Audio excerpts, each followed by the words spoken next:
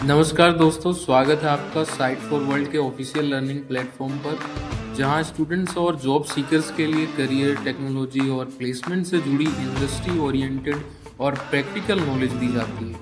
अगर आप अपनी स्किल्स को नेक्स्ट लेवल तक ले जाना चाहते हैं, तो आप बिल्कुल सही जगह पर आए हो। चलिए शुरू करते हैं आज का इम्पोर्टेंट सेशन। नमस्ते। तो चलिए आज हम निकलते हैं डेटा के एक सफर पर। एक ऐसी जर्नी जो शुरू होती है शोर से और खत्म होती है अनमोल जानकारी पर। रेडी हो? Let's dive into the world of data engineering. आपने ये लाइन कहीं ना कहीं जरूर सुनी होगी, data is the new currency. मतलब आज की डिजिटल दुनिया में डेटा ही नया पैसा है। और ये काफी हद तक सच भी है। हमारा हर क्लिक, हर लाइक, हर ऑनलाइन ट्रांजैक्शन सब डेटा ही तो जनरेट कर रहा है। लेकिन यहाँ एक ट्विस्ट है। ये सारा रॉ डेटा अपने ओरिजिनल फॉर्म में पता है क्या है? सिर्फ शोर। बिल्कुल एक भीड़ भाड़ वाले मार्केट की तरह, जहां हजारों आवाजें हैं पर कुछ साफ समझ नहीं आता। तो फिर इस शोर को एक साफ संगीत में कौन बदलता है? यहां एंट्री होती है डेटा इंजीनियर्स की। देखो, डेटा इंजीनियरिंग एक ऐसी फील्ड है जिसका काम है ऐसे सिस्टम्स डिजाइन करना, बिल्ड करना और मेंटेन करना जो इस भारी भरकम डेटा को कलेक्ट, स्टोर, प्रोसेस और आखिर में एनालाइज कर सके। सिंपल भाषा में ये डेटा की दुनिया के आर्किटेक्ट्स हैं। समझ आ रहा? ठीक है, तो चलिए इस सफर के पहले पड़ाव पर चलते हैं और देखते हैं कि ये सारा रॉ मटेरियल यानी कि डेटा आखिर आता कहां से है। डेटा हर जगह से आ रहा है।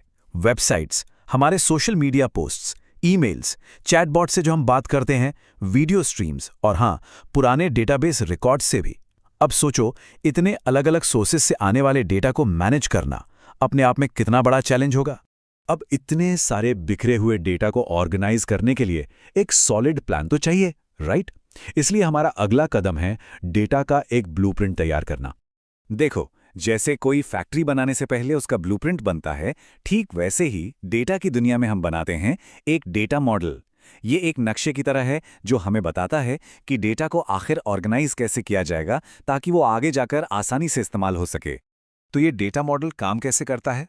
ये असल दुनिया की चीजों, जिन्हें हम एंटिटीज कहते हैं, उनके बीच का रिश्ता बताता है। जैसे एक स्टूडेंट एक एंटिटी है और कोर्स एक दूसरी एंटिटी है।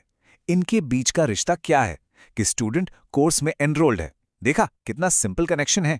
और इन एंटिटीज को हम डिफाइन करते हैं एट्रीब्यूट्स से। एट्रीब्यूट्स का सीधा सा मतलब है स्पेसिफिक इंफॉर्मेशन। जैसे एड्रेस एक एंटिटी हो सकती है, तो उसके एट्रीब्यूट्स क्या होंगे? स्ट्रीट, सिटी और स्टेट। तो दो चीजें इंपॉर्टेंट हैं, एंटिटीज और उनको डिस्क्राइब करने वाले एट्रीब्यूट्स। क्लियर? इसलिए ये डेटा मॉडल यानी ब्लूप्रिंट ये पक्का करता है कि डेटा को स्टोर करने से पहले ही उसे एक लॉजिकल तरीके से ऑर्गेनाइज कर लिया जाए। यही वो पहला कदम है जो डेटा को आगे यूज करने लायक बनाता है। ओके, तो ब्लूप्रिंट रेडी है। अब टाइम है एक्चुअल कंस्ट्रक्शन का, मतलब रॉ डेटा को साफ सुथरे यूजेबल डेटा में बदलने का।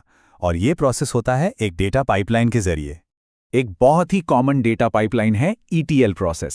सिंपल 3 स्टेप्स हैं इसके। पहला, एक्सट्रैक्ट यानी अलग अलग सोर्सेस से डेटा को खींचकर निकालना। दूसरा है ट्रांसफॉर्म, जो सबसे जरूरी स्टेप है। यहां रॉ डेटा को साफ किया जाता है, उसकी गलतियां ठीक की जाती हैं और एक स्टैंडर्ड फॉर्मेट में लाया जाता है।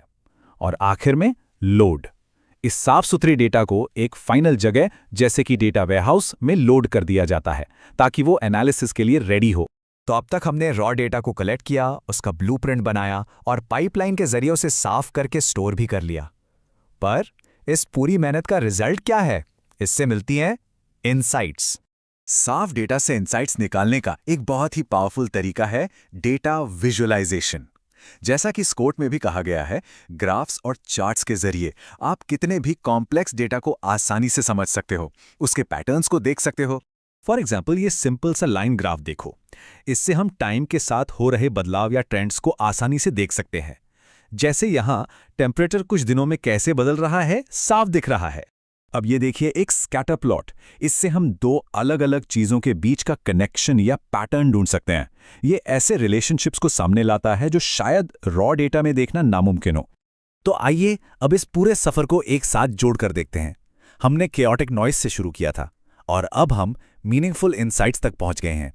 इस पूरे प्रोसेस की असली ताकत स्ट्रक्चर में है।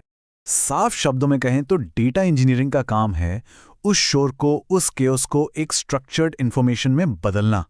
ये एक ऐसी मजबूत नींव तैयार करता है जिस पर आगे नई नई खोजें और इनोवेशंस की जा सकती हैं। और ये जरूरी क्यों है? ध्यान से सुनो, इसी की वजह से बड़ी बड़ी कंपनीज के बिजनेस डैशबोर्ड्स चलते हैं। इसी से एक्यूरेट रिपोर्टिंग और एनालिसिस हो पाती है। और आजकल जो एआई और मशीन लर्निंग का इतना क्रेज है, उन मॉडल्स को ट्रेन करने के लिए जो साफ और रिलायबल डेटा चाहिए, वो यहीं से आता है। मतलब इसके बिना डेटा ड्रिवन फैसले लेना पॉसिबल ही नहीं है। तो हमने देखा कि डेटा इंजीनियरिंग कैसे फ्यूचर की फाउंडेशन तैयार कर रहा है। अब असली सवाल यह है कि इस मजबूत नींव पर आगे क्या-क्या बनाया जाएगा। इसके बारे में जरूर सोचिए। तो हमारे चैनल को सब्सक्राइब कीजिए और वीडियो को अपने दोस्तों के साथ शेयर जरूर कीजिए। कमेंट सेक्शन में अपना डाउट या नेक्स्ट टॉपिक लिखना मत भूलिएगा।